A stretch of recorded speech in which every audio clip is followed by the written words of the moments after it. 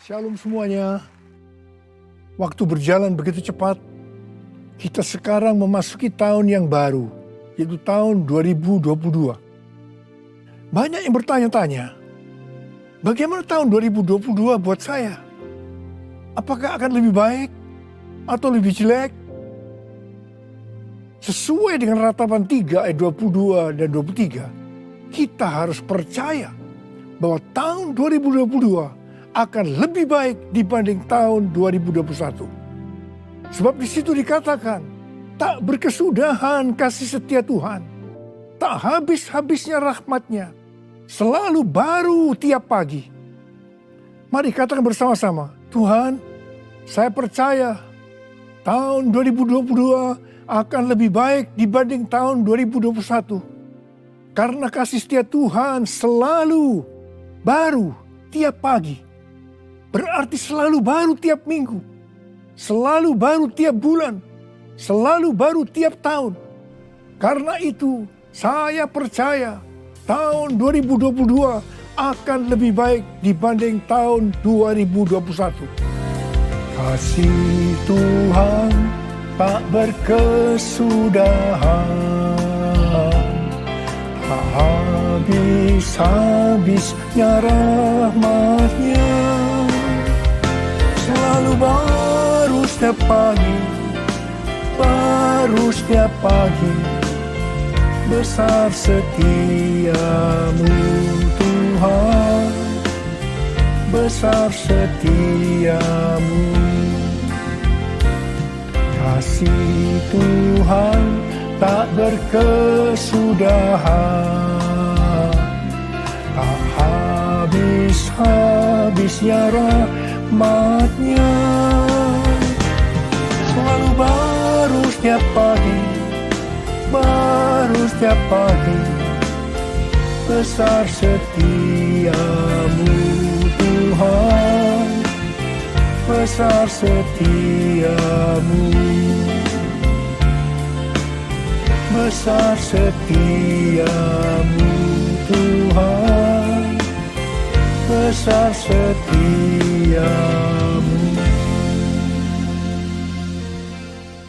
Roma 8 ayat 28 sampai dengan 30 berkata, kita tahu sekarang bahwa Allah turut bekerja dalam segala sesuatu untuk mendatangkan kebaikan bagi mereka yang mengasihi Dia, yaitu bagi mereka yang terpanggil sesuai dengan rencana Allah.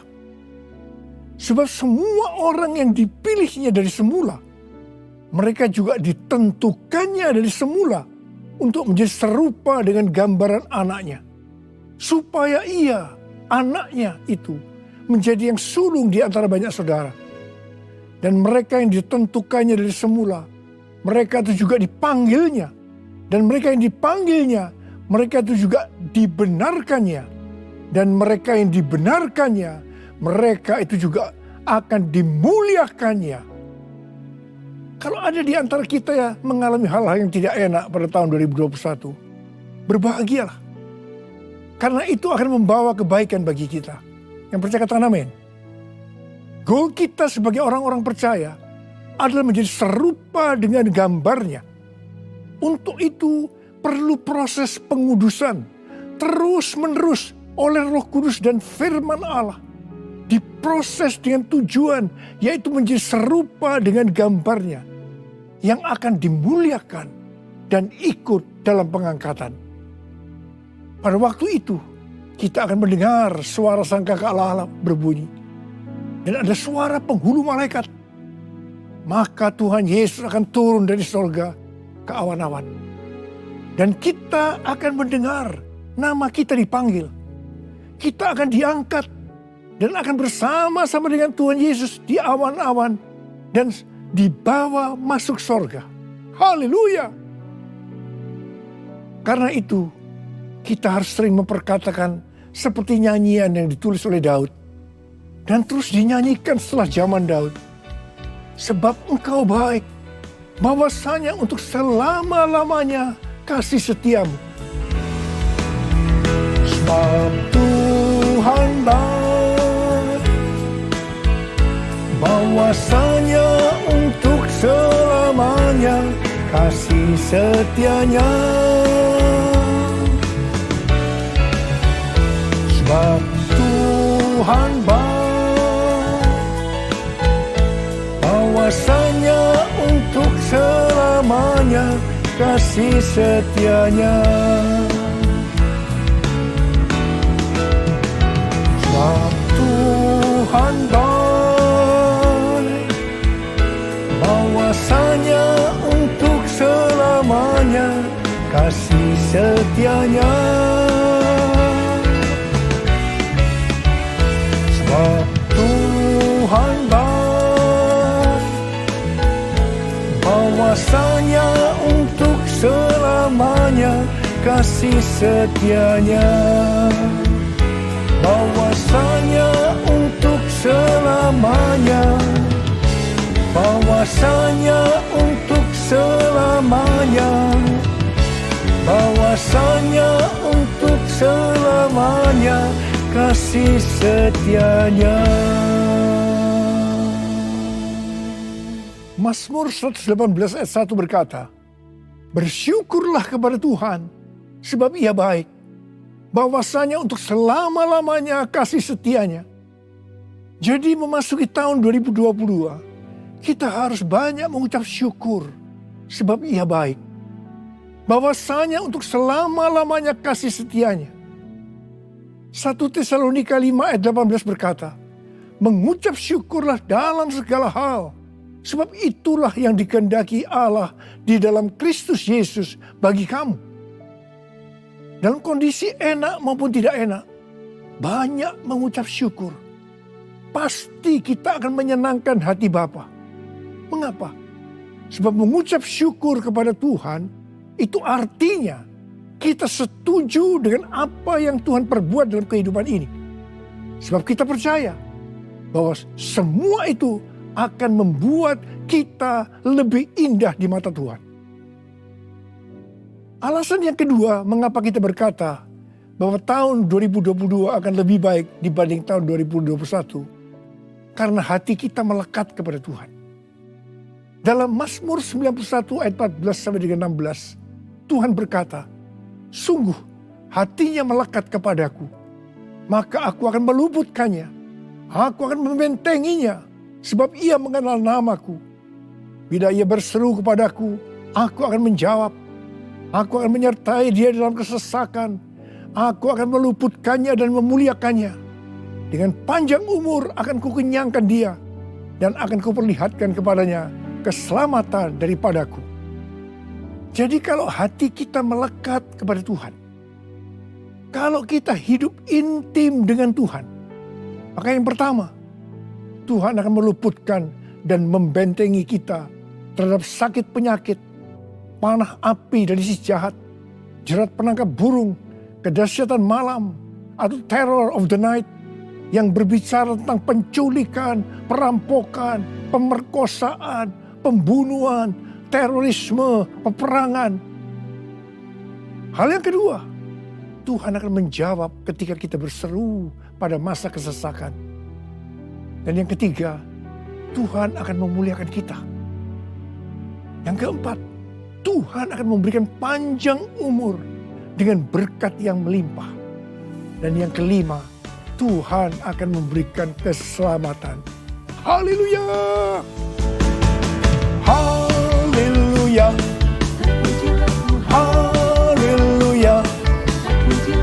Haleluya! Terpujilah Tuhan. Yesus, aku percaya. Yesus, aku percaya. Yesus, aku percaya. Yesus, aku percaya. Kau pulihkan, sembuhkan, mujizat di dalam hidupku. Yesus, aku percaya. Yesus, aku percaya. Yesus, aku percaya. Yesus, aku percaya. Kau pulihkan, sembuhkan, mujizat di dalam hidupku. Haleluya. Haleluya. Terpujilah Tuhan. Haleluya. Haleluya. Haleluya. Terpujilah Tuhan. Terpujilah Tuhan. Terpujilah Tuhan. Haleluya. Dalam kitab Yesaya 9 ayat 5, Tuhan Yesus disebutkan sebagai Raja Damai. Yang artinya hanya Tuhan Yesus yang bisa mendamaikan manusia dengan Allah. Di samping itu, Tuhan Yesus memberikan damai sejahtera kepada manusia yang berkenan kepadanya.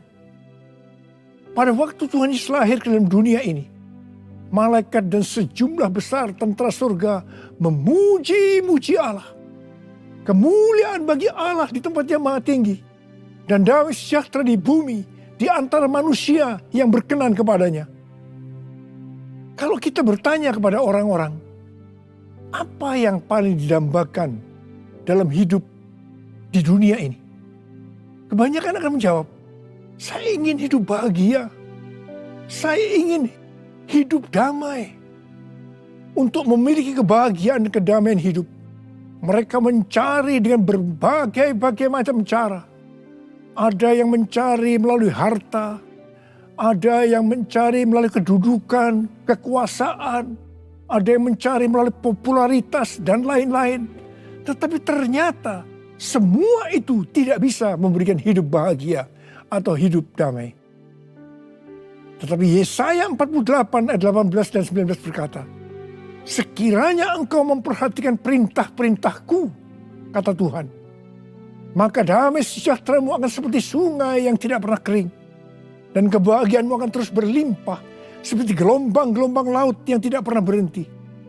Maka keturunanmu akan seperti pasir dan anak cucumu seperti kersik banyaknya.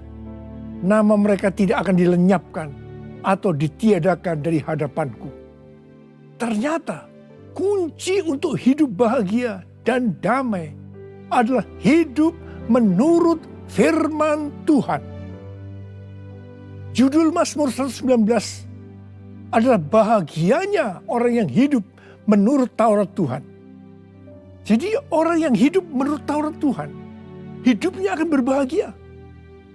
Dalam Mazmur 1 ayat 1 sampai dengan 3 dikatakan, berbahagialah orang yang tidak berjalan menurut nasihat orang fasik, yang tidak berdiri di jalan orang berdosa, dan yang tidak duduk dalam kumpulan pencemooh, tetapi yang kesukaannya ialah Taurat Tuhan, dan yang merenungkan Taurat itu siang dan malam.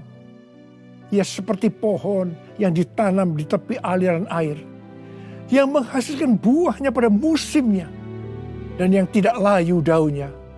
Apa saja yang diperbuatnya berhasil. Apa saja yang diperbuatnya berhasil. Mari katakan bersama saya. Tahun 2022, apa yang saya perbuat berhasil. Karena kesukaan saya adalah firman Tuhan. Saya merenungkan firman Tuhan itu siang dan malam. Dan saya melakukannya. Amin. Berbahagialah orang yang kesukaannya ialah firman Tuhan, dan yang merenungkannya siang dan malam. Ia seperti pohon yang ditanam di tepi aliran air, yang menghasilkan buahnya pada musimnya, dan yang tidak layu daunnya. Apa saja yang diperbuatnya pasti berhasil. Apa saja yang diperbuatnya pasti berhasil. Katakan, apa saja yang saya perbuat? Apa saja yang saya perbuat pasti berhasil. Haleluya.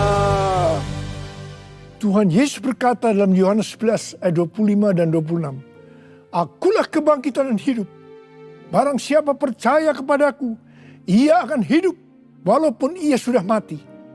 Dan setiap orang yang hidup dan yang percaya kepadaku tidak akan mati selama-lamanya.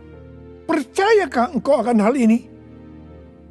Arti daripada ayat ini adalah yang pertama, bagi orang yang percaya kepada Tuhan Yesus, kematian secara jasmani bukanlah akhir dari segalanya. Tetapi justru itu merupakan pintu untuk masuk ke dalam kehidupan kekal bersama-sama dengan Tuhan Yesus. Setelah dibangkitkan, orang percaya tidak akan pernah mati lagi. Tubuhnya akan diubah menjadi tubuh yang baru, yaitu tubuh kemuliaan yang tidak dapat mati. Tidak ada sakit penyakit lagi. Tidak ada air mata kesedihan. Tubuh kita selalu sehat, tidak pernah tua lagi. Dan selalu bersuka cita bersama-sama dengan Tuhan Yesus selama-lamanya. Betapa bahagianya orang yang percaya kepada Tuhan Yesus. Wow. Arti yang kedua dari perkataan Tuhan Yesus ini, akulah kebangkitan dan hidup. Barang siapa percaya kepadaku, ia akan hidup walaupun ia sudah mati. Adalah bahwa mati di sini bisa diartikan tidak ada pengharapan. Jadi bagi orang yang percaya kepada Tuhan Yesus selalu ada pengharapan. Mungkin ada di antara saudara yang berkata, mana mungkin penyakit saya disembuhkan? Tidak ada pengharapan lagi. Mana mungkin keluarga saya dipulihkan? Tidak ada pengharapan lagi. Mana mungkin pekerjaan atau bisnis saya dipulihkan? Tidak ada pengharapan lagi. Saya mau katakan kepada saudara, bahwa bagi Tuhan Yesus tidak berlaku kata-kata tidak ada pengharapan lagi. Di dalam Tuhan Yesus selalu ada pengharapan. Tidak ada yang mustahil bagi Tuhan Yesus dan bagi orang yang percaya. Tuhan Yesus mau agar kita percaya kepada Dia. Pada waktu Tuhan Yesus mendengar kabar bahwa Lazarus sakit, Dia sengaja tinggal 2 hari lagi di tempat dia berada. Dan akhirnya Lazarus mati. Apa yang Tuhan Yesus katakan ketika mendengar bahwa Lazarus mati? Syukurlah aku tidak hadir pada waktu itu. Sebab dengan demikian lebih baik bagimu. Supaya kamu dapat belajar percaya. Tuhan Yesus mengajak murid-muridnya untuk mengunjungi Lazarus yang sudah mati. Ketika Tuhan Yesus sampai di tempat itu, Lazarus sudah 4 hari terbaring dalam kubur. Sepertinya Tuhan Yesus menunggu saat di mana ketika segala sesuatu tidak ada pengharapan lagi. Maka di saat itulah Tuhan Yesus bertindak. Tuhan Yesus membangkitkan Lazarus dari dalam kubur setelah 4 hari berada di sana. Bukankah kita pernah mengalami keadaan di mana seolah-olah Tuhan membiarkan masalah kita? Meskipun kita sudah berdoa dengan sungguh-sungguh, seperti sudah tidak ada pengharapan lagi. Tetapi ketika keadaan sudah pada puncaknya, tiba-tiba Tuhan Yesus menolong kita. Tuhan Yesus dengan sengaja mengajar kita seperti yang Ia katakan. Akulah kebangkitan dan hidup. Barang siapa percaya kepadaku, ia akan hidup walaupun ia sudah mati. Artinya, bagi Tuhan Yesus selalu ada pengharapan. Bagi Tuhan Yesus, Dia selalu bisa menyelesaikan masalah apa saja. Katakan bersama-sama dengan saya, apa saja, bukan sesuatu yang sukar. Kalau Tuhan Yesus mau, itu seperti membalikkan telapak tangan. Tetapi kadang-kadang Dia sengaja membiarkan untuk mengajar kepada kita, untuk percaya, meskipun menghadapi hal-hal yang tidak masuk akal. Saya mau berdoa buat saudara. Mari saudara, kita sudah meninggalkan tahun yang lama, tahun 2021. Saya tidak tahu keadaan saudara, enak atau tidak enak. Dan kita sekarang sedang memasuki tahun yang baru, tahun 2022. Mari saya akan mengajak saudara untuk menyanyikan lagu ini bersama-sama. Angkat tangan kita di hadapan Tuhan. Katakan bersama saya. Ku mau selalu bersyukur, selalu bersyukur. Kau Tuhan yang setia, yang selalu menopang. Ku mau selalu bersyukur, selalu bersyukur. Kau Bapa-Ku yang setia. Ku mau selalu bersyukur, selalu bersyukur. Kau Tuhan yang setia, yang selalu menopang. Ku mau selalu bersyukur, selalu bersyukur. Kau Bapa-Ku yang setia. Kau Bapa-Ku yang setia. Kau Bapa-Ku yang setia.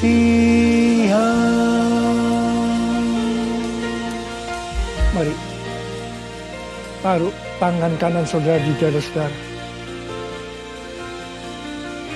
Katakan bersama saya, Tuhan Yesus.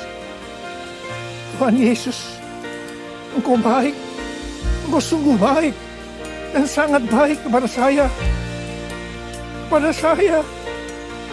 Kepada saya. Tuhan, Engkau melihat anak-anak-Mu yang sedang menaruh tangan kanan mereka di dada mereka. Engkau menyatakan kasih-Mu kepada mereka. Bapa, hamba berdoa buat anak-anak-Mu semua. Mereka memasuki tahun yang baru, tahun 2022. Dan kami sepakat berkata, tahun 2022 akan lebih baik dibanding tahun 2021. Ya Tuhan, Kau melihat anak-anak-Mu. Mereka membutuhkan Tuhan. Mereka membutuhkan pertolongan Tuhan. Tuhan, Kau melihat mereka ada yang sakit saat ini. Hamba-Mu akan memperkatakan di dalam nama Yesus. Dalam nama Yesus sembuh. Dalam nama Yesus sembuh. Mujizat terjadi. Mujizat terjadi. Sembuh dalam nama Yesus. Sembuh dalam nama Yesus.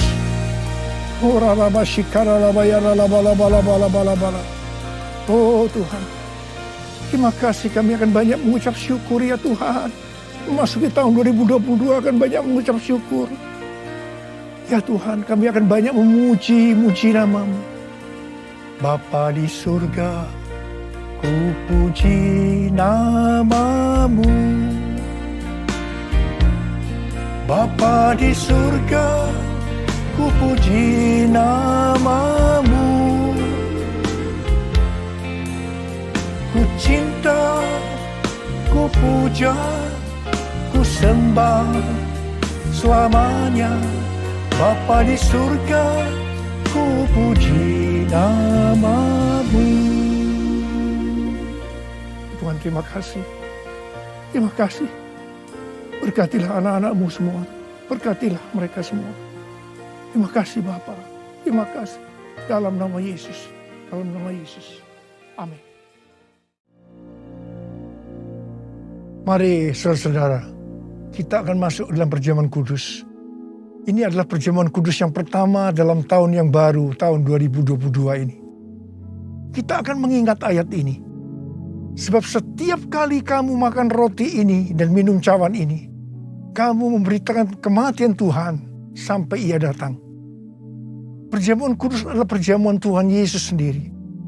Setiap kali kita masuk ke dalam perjamuan kudus, Tuhan Yesus selalu berkata kepada kita, biarlah ini menjadi peringatan akan daku. Peringatan akan daku. Karena itu mari saudara-saudara, kita tundukkan kepala, kita arahkan hati kita kepada kebaikan Tuhan. Apa yang telah Tuhan Yesus perbuat dalam hidup ini? Supaya kita lebih mengasihi Tuhan Yesus.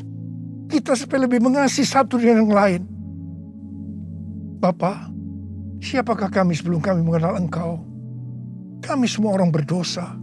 Upah dosa adalah maut, mati.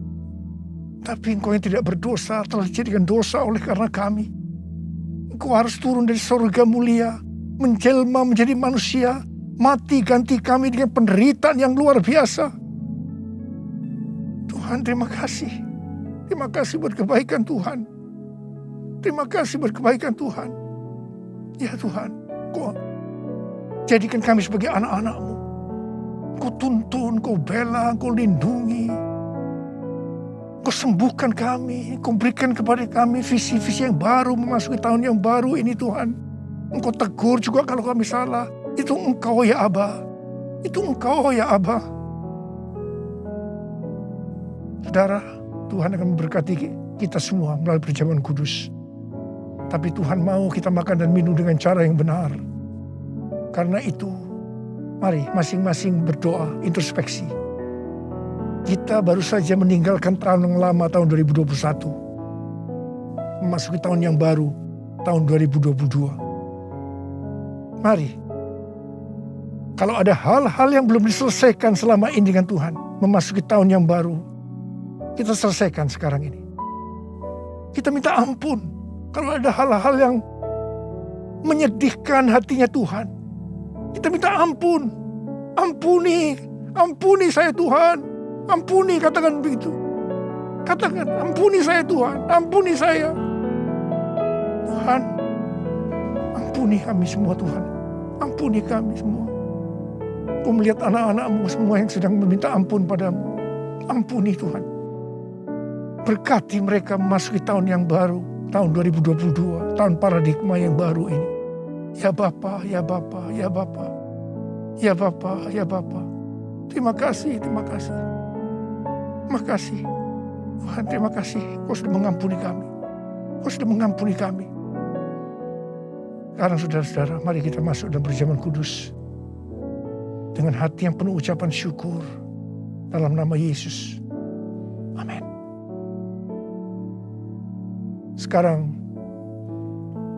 mari kita angkat roti di tangan kanan kita tinggi-tinggi. Sebab apa yang telah kuteruskan kepadamu telah aku terima dari Tuhan. Yaitu bahwa Tuhan Yesus pada malam waktu ia diserahkan mengambil roti. Dan sesudah itu ia mengucap syukur atasnya. Dia memecah-mecahkannya dan berkata, inilah tubuhku yang diserahkan bagi kamu. Perbuatlah ini menjadi peringatan akan aku. Saudara dikasihi Tuhan, bukankah roti yang kita pecah-pecahkan ini adalah persekutuan kita dengan tubuh Kristus? Mari kita makan dalam nama Yesus.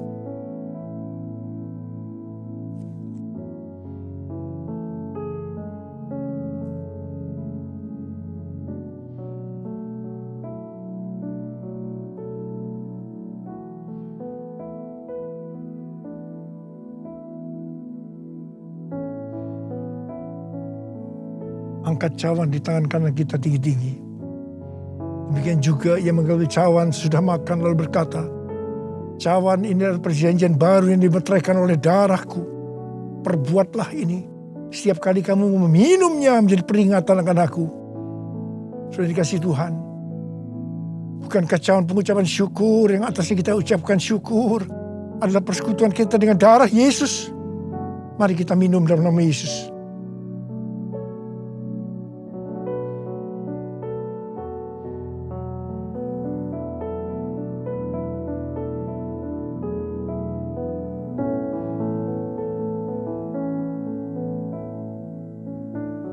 Mari angkat tangan kita. Ucapkan syukur dengan suara. Jangan diam. Jangan diam. Ucapkan syukur ya Tuhan. Terima kasih ya Tuhan. Terima kasih. Terima kasih ya Tuhan. Terima kasih ya Tuhan. Terima kasih. Oh ralabaya ralabarabarabarabara.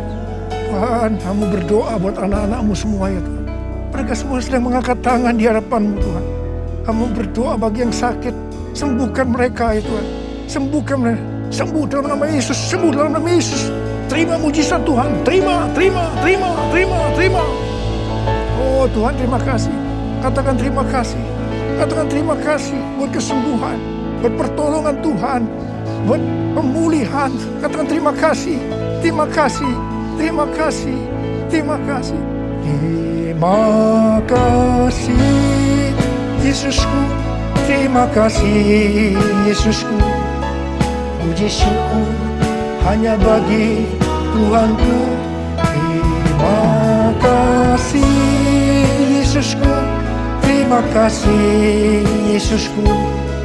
Puji syukur hanya bagi Tuhanku. Terima kasih Yesusku, terima kasih Yesusku.